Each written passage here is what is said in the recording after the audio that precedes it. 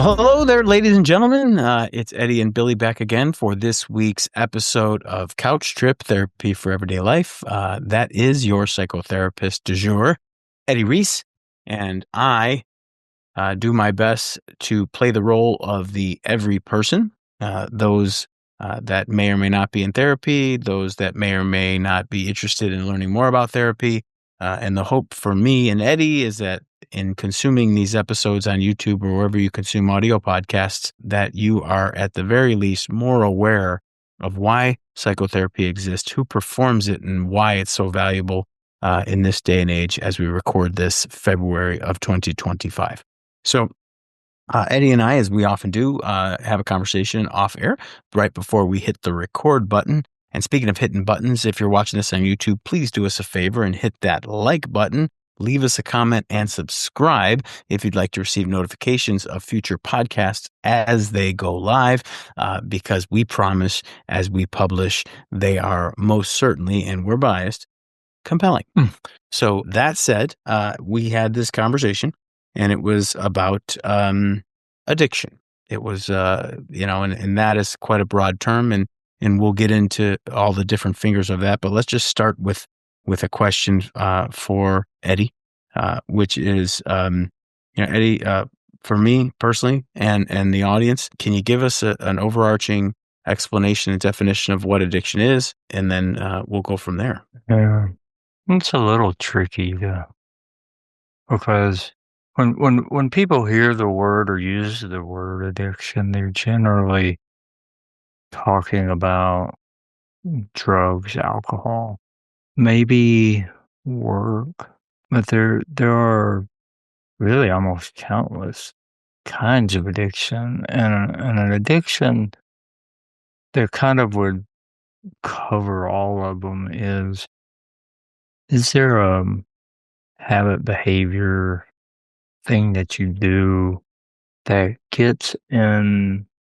the way your loved ones from really kind of, we talked about this a little bit, emotional intimacy more than anything else. I'm just recalling when I said that, a documentary on the blues guitarist Stevie Ray Vaughan, who, my opinion's about as good as it gets. And Stevie was addicted to a lot of things and got sober, sadly, not too long before he died. But he's doing a concert after he'd gotten sober, and that's basically what he said. He said that being an addict is really running away from love. I thought that was a great way to put it. It's a way of, as Hunter S. Thompson said, addictions, drugs, and alcohol are for people who can't handle reality. Right. And my idea that good mental and emotional health is reality at all costs. So if someone is addicted to something, it's that they struggle with how to be with themselves, their own thoughts, feelings, the relationships that they are involved in, and they are a way of checking out. If you go back to our episode about where we talk about fight, flight, flock, or freeze, how the nervous system works, addiction is a flight response. Makes sense. That I'm checking out, and I'm going to do that through any number of things. I mean, some of the things I've run across in my own practice are things like cleaning baseboards twice a day, sometimes, vacuuming 3-4 times a day, exercising, going to the gym 3 times a day for 2 hours at a time. That would make it pretty difficult to do much of the other things in your life. So that's kind of a basic idea of what it is. Right. I've heard, and for the audience, we've I think most people would say that there's some level of addiction or recovery, or hopefully not abuse on a level where it's causing harm, but likely is anyway, as we live here today in our society. But I've heard from my personal experience dealing with recovery and addiction and independence is that alcohol and drugs, they're not the problem, but to the addict, they're the solution. Right. There's That's always the way something the else. addict looks at it. I'm gonna check out, and this is the way I'm gonna do it, Yeah. and it works. I remember Scott Peck, who was really quite well known some 30 something years ago. He wrote, really in a way, kind of one of the first sort of big selling self help book, and called The Road Less Traveled. And Scott said that if you want something to count on in your life, drugs and alcohol work a lot better than people, Mm, because it will do the job. Whereas people are kind of not really dependable to mm, do the same things or the things you want each time. right. And so, yeah, that's the solution. It's my way of checking out. I'm going to use is a good term, because then it can be about anything. I'm checking out. My threat level is such to where I've got to do one of those four things. Yeah. No, it's fascinating. And, as we hear of addicts or find ourselves trying to quiet the noise or check out, as the word you used, and you also painted an interesting picture of, the habit getting to a place where it interrupts, disrupts, or fails to allow for what we would consider to be, I don't want to use the word normal, but I don't know what else to use, Mm. behavior. So, and I have read, and I can't recall where, but the feedback loop of trigger, response, and reward, trigger and response and reward, and that's where the habit that you had discussed comes from. Can you explain a little bit about that feedback loop and how shopping or sex or fitness or work or alcohol or drugs can get into that feedback loop of trigger, response, and reward, and keep it perpetuating? Well, the thing about addictions in that regard is that it does reward you in the beginning, and that reward means I got what I was after. My flight response was excellent.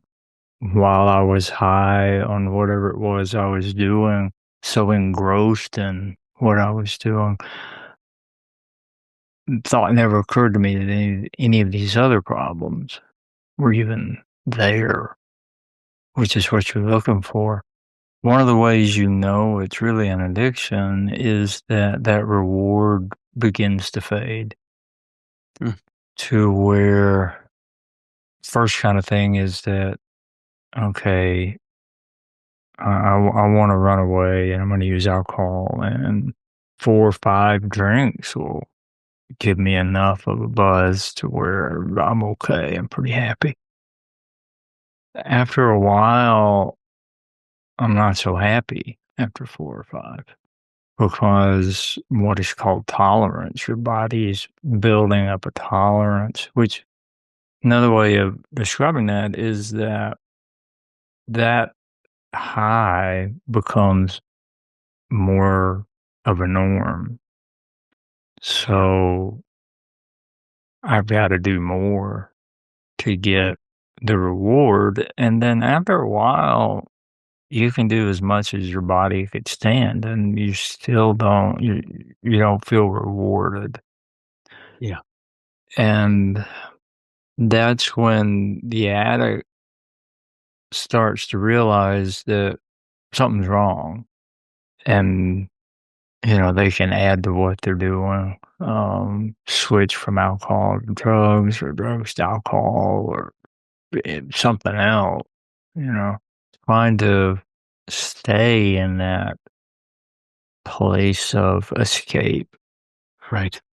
And that, I think, one of our biggest addictions that is almost not talked about at all is work. I right here where I live in Alpharetta is a huge IT hub. I once heard that there's more IT people in Alpharetta per capita than there are in Silicon Valley. Well, It's probably true. So I get a lot of clients that work for various companies. Some are strictly IT companies. Some are, you know, big companies that have IT departments. I think maybe 50 hours, maybe 60 is the least amount of hours any of these people work. And I just tell them right up front, that's nuts. right. Because you add in, they don't sleep enough. Sleep deprivation is a huge problem in our culture. But you add in their sleep, eating, going to the bathroom, they don't hardly have any time for anything. And so it does get in the way of everything. Their partners, if they have one, are constantly complaining about you're always working. The relationship with their kids, if they have kids, is suffering, family suffering, friends. And then their lives perpetually difficult and a struggle and having, hard time in several different areas of their life, which gets them into therapy. But the idea of working less, it's almost impractical Yeah. because working in IT, that's the culture. Everybody's working 50, 60, 70, 80 hours a week. Oh, so if you came in and said, boss, I'm only going to work 40, he'd look at you like, planet or you think you're on, you know. Right. But So, isn't it a little different when like, and I'm looking for some enlightenment here. So isn't it different if I'm feeling like I'm working constantly to escape something, like I'm working to escape my relationship, my family, my life, whatever the case might be? Isn't that different fundamentally than someone who feels an obligation to log the hours for fear of losing an opportunity or being demoted or replaced or, hmm I mean, because to me, that sounds like two different things. There's a yeah, cultural issue, and then there's an actual, I'm not happy in my home environment, or I have so much hmm pent up frustration or shame that I don't feel of any value unless I'm working. right. Well, believe it or not, it's exactly the same. Because again, it's escape. The first one seems obvious. I'm escaping from my home life. The other one, I'm doing it for my home life. You're really not doing it for your home life. You're doing it to avoid being afraid and avoid the bad thing from happening, the thing that you're afraid of Right. from happening. So you're escaping from that sense of dread, fear, the repercussions if you don't take care of these people, if you don't do right by them, however you might program it in there, but it's still an escape into something that culturally that you work that much is okay with everybody. Nobody goes, you might have a problem.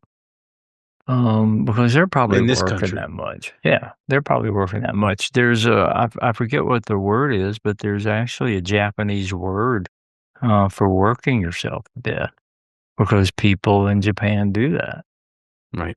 They literally work themselves to death. And people So in Europe holiday for months at a holiday time. for a month every August, man, and you're gone. So the and it's an interesting juxtaposition of the difference in the European culture and the American culture in that I read it was this morning that European culture, government, the people there are more focused on the people, whereas in the U.S., it's more focused on the money, the corporations, the businesses. And so that's why there's such a different work ethic. The one of the trips I made to Europe, we were in Florence and trying to get into the museum to see the Statue of David. We went down every day. We were there for about 3-4 days, one every day. When you get in, we're closed. When are you gonna open? I don't know. I think they were on a strike of some sort or something. And that's just the attitude that you know. Um, and it's really nice. I mean, it's nice to realize. I read a long time ago that if you Google family time in the U.S., you get countless things to look at. If you do that in Europe, you don't get anything because family time is it's geared toward raising my children well. And another difference: the U.S. is very kid centric. And Europe is not at all. You go to an adult gathering in Europe, the kids are off somewhere and they're not to be seen or heard because this is adult time. So, that I think is an addiction in that it's this fear that my children won't turn out well. Will be abducted. Something is going to happen to them. And I have to put in all this time and effort and money to make sure it doesn't happen. So again, it's an escape from another fear because being the, being that kind of person, you're being what's typically called codependent. That phrase is sort of fallen out of favor for some reason. But codependency is an addiction. In my opinion, a lot of people don't describe it that way. But it's, I've got to rescue you. I've got to save you. I've got to protect you. I've got to take care of you, which teaches kids that you can't hack it on your own. I've talked about this in an episode. I don't remember what we were talking about, where the teenage kids get picked up here in my neighborhood. It's a dead end cul-de-sac neighborhood, and they get picked up because they can't walk a quarter of a mile or whatever to their houses by themselves. These are teenagers.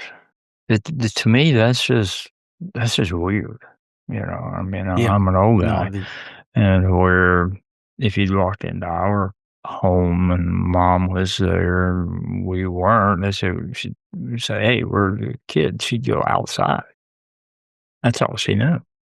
So, if you heard that from a mom today, somebody would call Family Children Services to them, for not knowing exactly where they were and that they were being supervised. But Eddie, do you it's a little feel off track. that? No, but it's context and color in a picture that we're presenting, which is that this evolves over time, and it actually brings me to my next question, which is, in you kind of recalling your childhood and how it's perceived different than how you're seeing kids being raised in your neighborhood.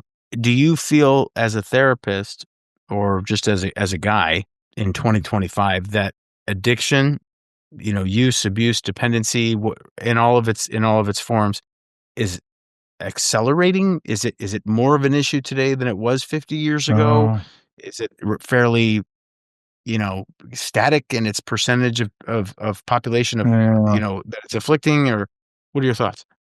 there's probably less of it now.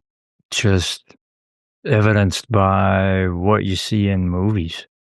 Watch a good old black and white movie from the 30s, 40s, 50s, and everybody has a cocktail in their hand. Everybody's smoking a cigarette. People are drunk, and that's not a bad thing. One of my early childhood heroes was Red Skelton, and who was the other one? Especially there was another one that really played somebody who was drunk. I mean, the comedians would do that, and it was considered funny. So Well, our Dean Martin added, yeah, famously had a scotch in his hand right, every performance. and never drank scotch while he was working. I mean, he worked really, really hard, but so, our attitudes have certainly changed. The presentation of it has certainly changed. I think Mothers Against Drunk Driving had as much to do with that as anybody. So there's a lot more awareness. I mean, growing up, you'd never hear anything like Dry January. That wouldn't make any sense to anybody. Um, so you hear things like that now. There's non-alcoholic alcohol drinks. There's non-alcoholic beer. That's been around a long time. But I mean, non-alcoholic wine and liquor now, and non-alcoholic bars. I mean, that would have been laughable growing up when I was a bartender. And somebody, oh, I'm going to open a non-alcoholic bar. Well, good luck with that. So yeah, I think it's like most things, culturally, historically, we're better off about most things. There's less violence and wars, and, that kind of stuff in our world today. There's a giant swing back toward the far right in the world now, but that's That's part of our human behavior. I mean, we just go from one side to the other and back again. Addicts they're binging, they're trying to be sober. They go back and forth. They struggle because of what we talked about in a number of different ways, that there's always parts of us in conflict.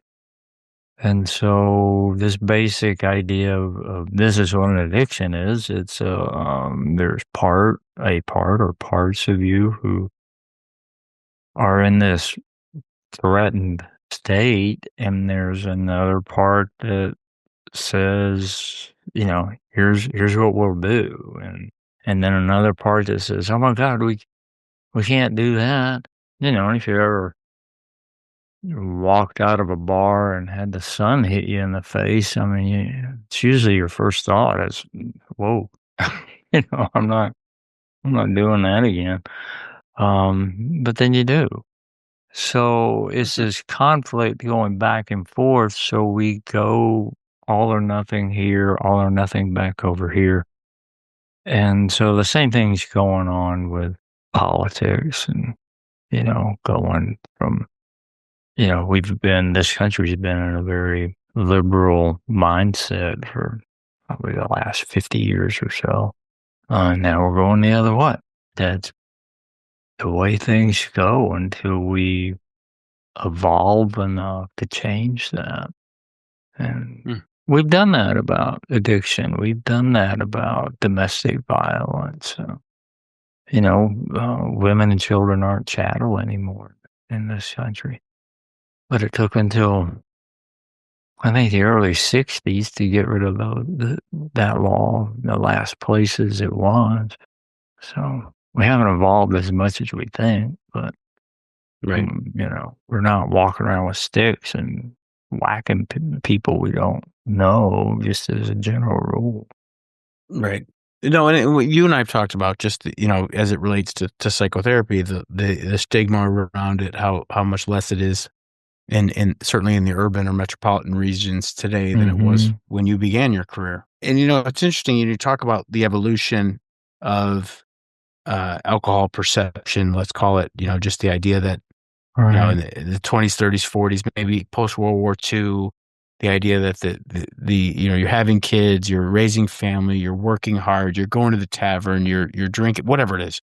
And then you fast forward to today, there's certainly awareness, right, around what alcohol is doing in your body. And we're certainly seeing more and more of, like you mentioned, Dry January or mocktails or Yeah. alcohol for what it is, which for a lot of folks is a poison, and it just doesn't agree with them. For And everybody, ethyl but I wonder, alcohol.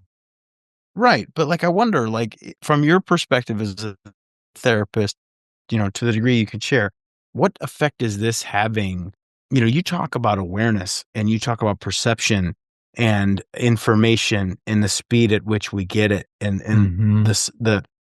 the relative size of the world and our understanding of maybe what's going on in Europe or Asia or across the entire United States, not just down the street. Because, you mentioned dry January, and in January of this year, I attempted to be on my phone less and to break the habit of constant scrolling, which is a different type of trigger response reward. I mean, Mhm. it's the algorithms that control these platforms that we all play on or are on all day in some cases are really tuned into that. Like what's going to stop the scroll? What am I going to consume? How long am I going to consume it? Mhm.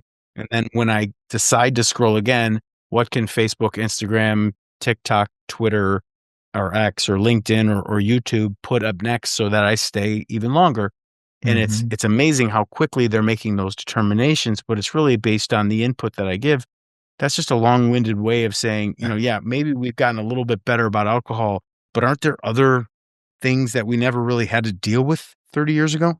Well, sure. I mean, you know, I I could talk to these kids today about, how it's changed, but, when modern technology was a long cord on the one phone in the kitchen, I Right. mean, that was something. That was life altering. I could take the receiver and walk into my bedroom and close the door. I mean, it was huge. Otherwise, you're standing with a short little cord in the kitchen. You Right. can't go anywhere, and everybody hears your conversation. And when Radio Um, Shack came out with that cord detangler on the end of the oh receiver, yeah, whoa, that man. was big Yeah, that stuff. was that was super because yeah, you could spend 20 minutes unraveling that thing. Yeah. Yeah, I mean it's certainly different than getting your news from 3 networks that did a half-hour broadcast at the exact same time. That was it, you know? So, yeah, it's different, but it isn't something that humans haven't experienced before because it's another distraction, and our idea of capitalism runs a lot on throwing distractions at us. Um, Causing us to feel as anxious and afraid and threatened as possible, so that we'll buy their product. I mean, I think I've said this as it really struck me. Speaking of the way news used to be, newscaster named Eric Seberide said that the number one product in this country is anxiety. And that was back in the 60s and 70s. You know? So it's nothing new. It's just bigger, faster, you know, more consuming. So it's pretty easy to get wrapped up in it since it's so readily available, but so is alcohol. You know, alcohol is just as available as your phone because it can be right there in the cabinet, or right there on your shelf or your table. So it does do the things that have always been done to us, which is to shame us in one way or another if we're not careful. And I think the more and more time that people spend in a virtual world, just like we're asking them to do listening or watching this podcast, the less time they're in the non-virtual world, as opposed to people calling it the real world. It's all real, but the online version of your life is a reflection of the offline version of your life. And it's really no different. It doesn't It doesn't change us, it just makes us more of what we already are. Are you experiencing people coming in to see you with issues regarding technology? No, just like I rarely see anybody coming in for, addictions, but sometimes within the first 15, 20 minutes, I go, "Do you think you might have a problem with drinking?" You know, "What do you mean?" You know, because, my idea of addiction is a little different than what the books talk about. I asked somebody, and I'm talking to adults, I say, "When's the last time you were really drunk? Wouldn't have been driving or something like that." And, "Oh, last weekend." Yeah. And this would be somebody with, a partner, kids, job, mortgage, the whole 9 yards. And I said, "Well, what about the time before that?" "Oh, might have been a month or so ago." And, "Tell me about your drinking during the week. Give me numbers." You know. Well, I don't know. I'll at least have a couple beers, pretty much every day.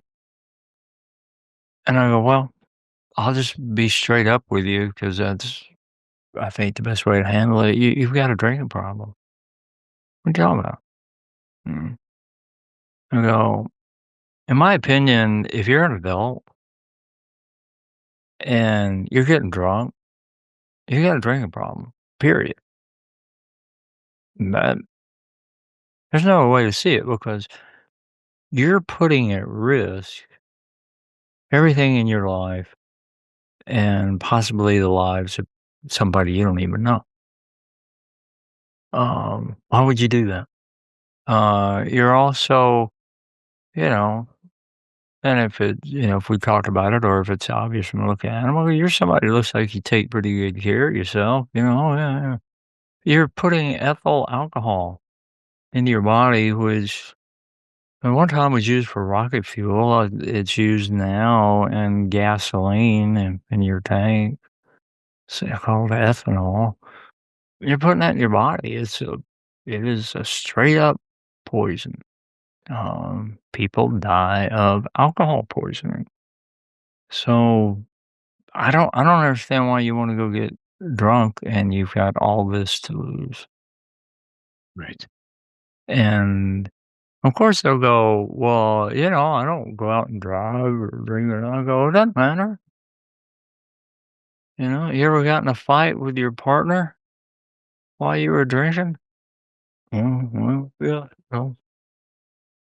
yeah, well, sometimes." "And how'd that go?" "Not well." "Yeah, okay." "Mm, You're right. You're putting all this at risk." You know. So I know that what I'm telling you sounds pretty extreme in our culture, but I think that's because our culture is a very addicted culture, and addictions are very acceptable in our culture. Um, so if you came in here because you want a better marriage or you want to be happier in your life, whatever they came in for, I go, you're going to have a much more difficult time achieving that if you ever could, as long as you're drinking. Right. And it's not just getting drunk. If you're drinking the way that you drink, which is daily, you're escaping in some way, shape, or form every day, which means you got crap that's bugging you every single day that you don't know how to deal with. So it's going to Right. be really tough for you to do what needs to be done, which is plow headfirst into those things that are bothering you and tackle them straight on, to take care of them and have them turn out in a way that you go, "Oh, okay." And you don't have to run away anymore. You're going to have a tough time doing that if you're grabbing a couple of drinks to run away from them. And that's what you do because you're not going to tackle them at all. So you're putting all that at risk, and you're Yeah. keeping yourself unhappy that would lead you to sit on my couch and give me all this money. Well, So, but interestingly enough, that the scenario that you just illustrated, where someone comes in with a challenge, and mm, then upon further review, you can introduce them to the potential possibility, highly likely, that they have a drinking problem. But mhm, th- in my opinion, and we talked about this before the episode, that that's not likely to be the primary reason why someone would be exposed to their own issue with alcohol. I think you would agree, and I won't put words in your mouth. I'll ask you straight out. Do you feel that most individuals with drinking problems are, or addiction problems of any kind, it's brought to a head by others? yeah, generally, there's somebody complaining, and sometimes, like, a couple will come in, and one of them is complaining about the other's drinking or working too much. Working too much is talked about more than drinking too much. And so it is the other person that's bringing it up, but I'm going to serve the role of the other person. And, my job when they come in, they go, I want a more satisfying life. I go, okay, well, tell me about your life day to day and what you like, what you don't like. And I get a sense of that. I go, well, if you want that, you're going to have to stop drinking. They're like, why? And I go, because it's getting in the way of all this. It's stopping you from getting a lot of this. And I think you're like most people, you don't realize that because our Right. culture doesn't support that idea that alcohol gets in the way of anything. I think it's more and more it is, to your point. Like we're Yeah. now we have other issues. We've got, legalization of cannabis in a lot of areas of the country. And, Mhm. I have family living still in and around Chicago, and it's pretty split as to whether or not it's a good or bad thing. And, Yeah. as we were kids growing up, we would have said, "Oh, it's the greatest thing in the world." And then you have kids, and it's all of a sudden it's like, Mm. well, you know, I Not so wasn't making sure. very good decisions, and the likelihood that my kids are making good decisions, and then there's a new stress and pressure with social media that we Mhm. didn't have. And again, it's a broken record of everyone feels their generation had it best, and every Mm, generation that is sure. after theirs, Yeah. And, is at. yeah, every old guy, which I'm one, is doing that. And I certainly have, for a long time, caught myself going, God, I'm just being, my Get off my parents, lawn. yeah, grandparents, you kids today. But it's perspective. It's what we know. It's through the Sure, lens of what sure. we view as normal, or as Oh, what we're comfortable with. yeah. I mean, children in every generation are living in a different world than their parents Yeah. lived in, and grandparents especially. So, we behave differently. We're gonna go out and forge new trends and different hairstyles and clothing styles than our parents and grandparents, because that's what we do. Try to forge an Right. identity. And that's important, I think, to a lot of It folks. is. It is important. It is important to um, break away from your family. I mean, that could be a whole nother podcast in terms of developmental growth and stages that we all go through. And there's a stage of I've got to free myself from you people. And Yeah. I've gotta go fly on my own. Most animals will attack and get rid of their children. Like, get out of the way. I gotta make some more. Go Right. out on your own. Right. Watch the birds in our backyard, and they're feeding their little babies, just working, working, working. And then eventually the little baby's there, going, oh, feed me, and the parent just eats and flies off. It's Right. like, figure it out, kid. Yeah. And Well, they, Eddie, they do. for a lot of our listeners and viewers at this point of the episode, where we've talked for over 30 minutes about addiction and alcohol and drugs and use and if they're still listening or viewing it perhaps there's an issue, right? Perhaps there's an issue with Mm, either the mirror or someone dear to them.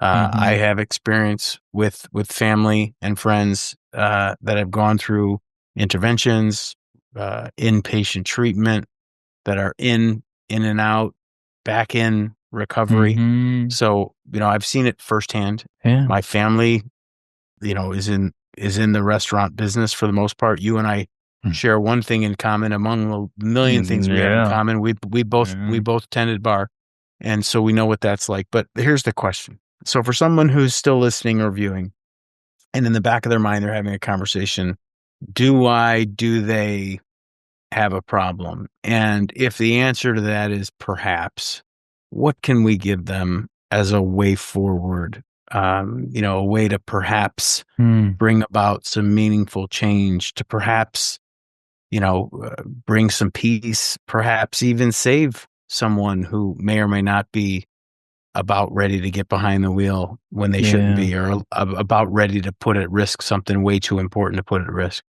Yeah.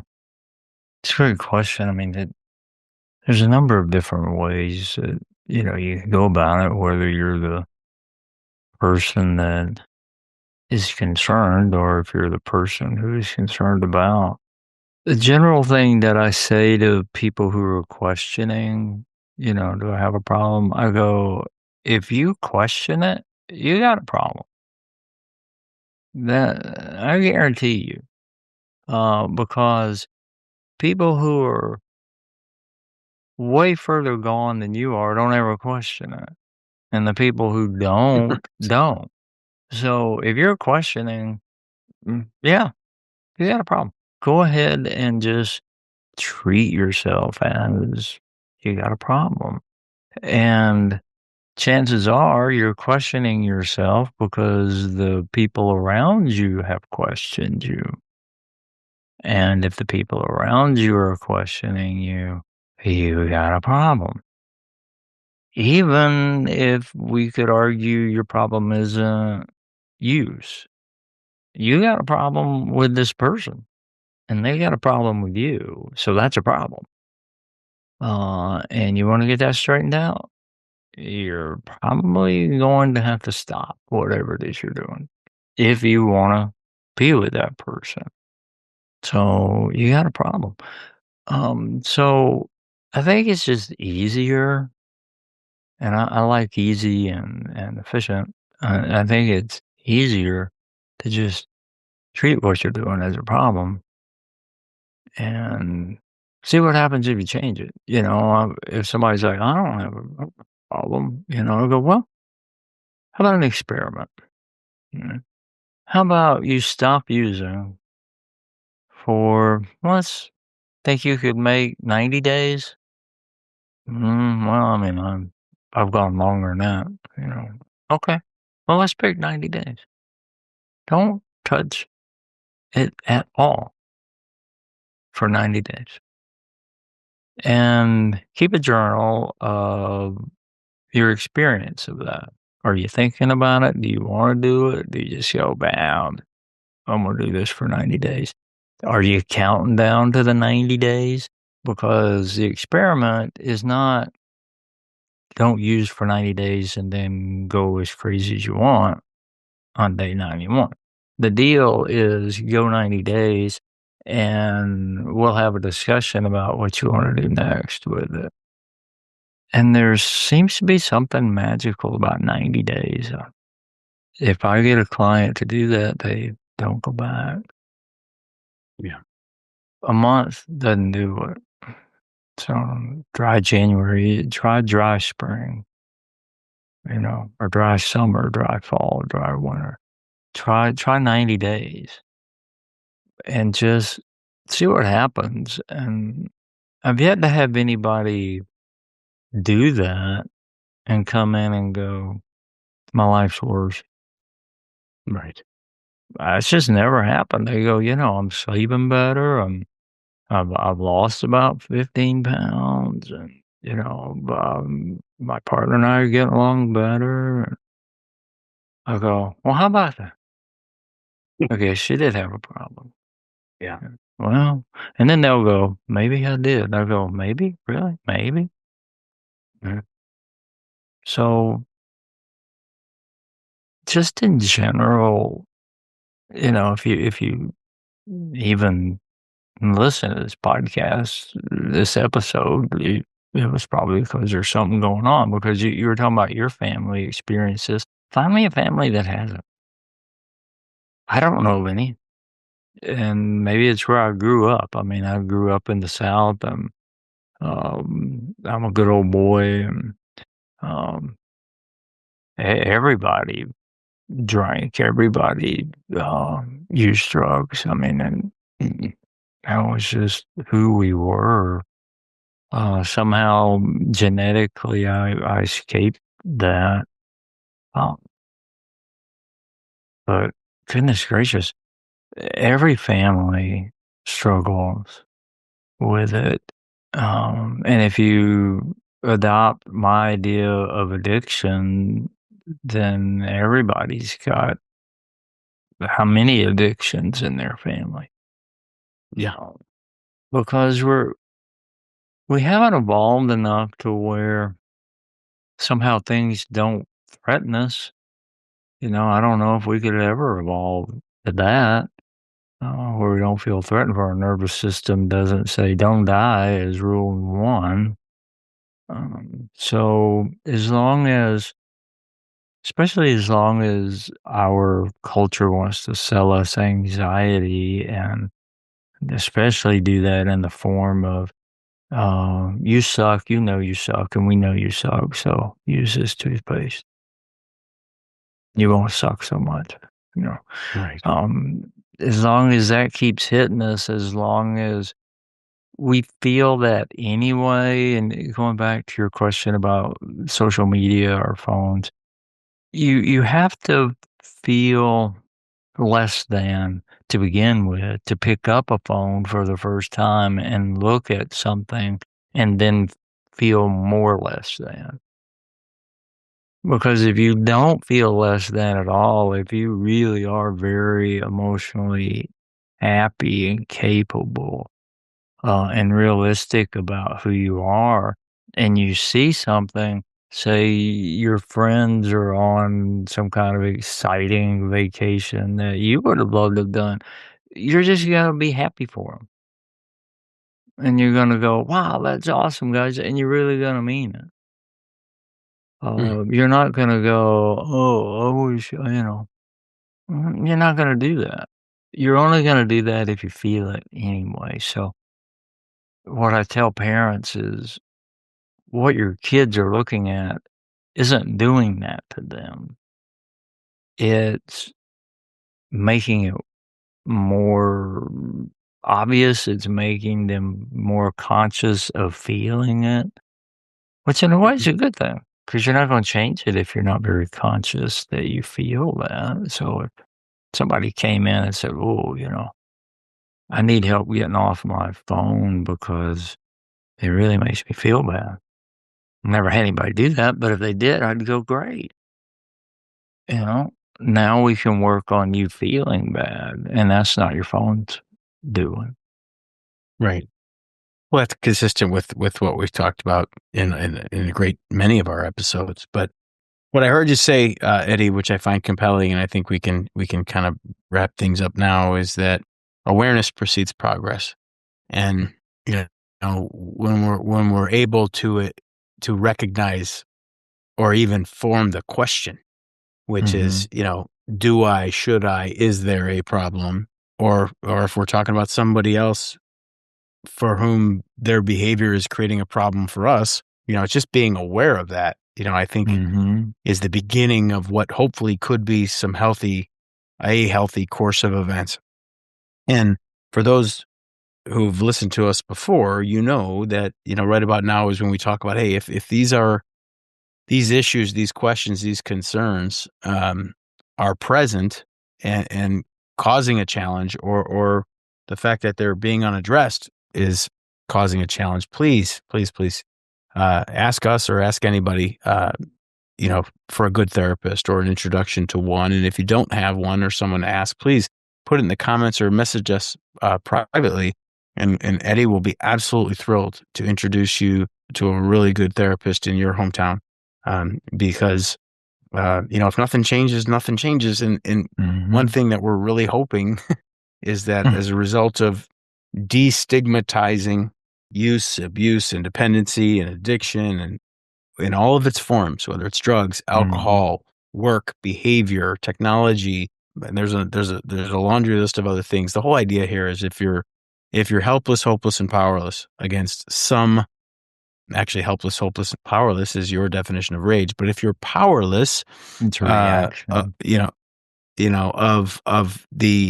the alcohol or the drug or the behavior or the stimulus, then that's when, perhaps seeking a psychotherapist for a way forward might be truly life-changing. And that would be awesome if on the other side of that journey, you felt fantastic, because that's the hope. So I'll give Eddie the final words as we do, but again, signing off, this is Billy and that's Eddie. This has been another episode of Couch Trip Therapy for Everyday Life. And we just had a really interesting conversation about addiction. Eddie, can you bring us home? Sure. As I was listening to you, as to what we're kind of hoping for here, I mean, my really, really, really crazy dream is everybody would sit in front of a good therapist, because I honestly believe that most of the world's problems would go away. Because, at least with me, but I think with any good therapist, what you wind up learning is how to be kind, how to really care for yourself and other people, and feel a profound compassion for really everything, other humans, the planet we live on, those sorts of things. And if you have that, you want to help, you want to make change. And which leads me to the other thing I wanted to touch on, that we need to make a note to do a podcast on progress, because one of your favorite sayings is awareness precedes progress, but progress is not such a good thing. And we've kind of touched on it in our episode of, I think it was about the typical American family, people working so hard trying to achieve things. Progress is great. We make progress in all sorts of fields, but it's the motivation behind it. What's behind it? That's where the problems lie. And so hopefully we're helping people learn that. My dream of everybody being in therapy is not going to happen in my lifetime. So doing these podcasts was my idea of how I could maybe make a bigger dent than I make now. And I sure appreciate you helping me with that. And everybody who is listening or paying attention to the things you say, gosh, I appreciate that more than anything, because I know it ripples out into the world. And thank you for that. Yep. Well said, sir. Again, and we teased a future episode, so we'll hopefully keep you on the edge of your seat until we talk about that. Ladies and gentlemen, thank you very much. Again, if you're enjoying this, please don't keep us a secret, and we'll talk to you again soon. Bye for now. Bye-bye.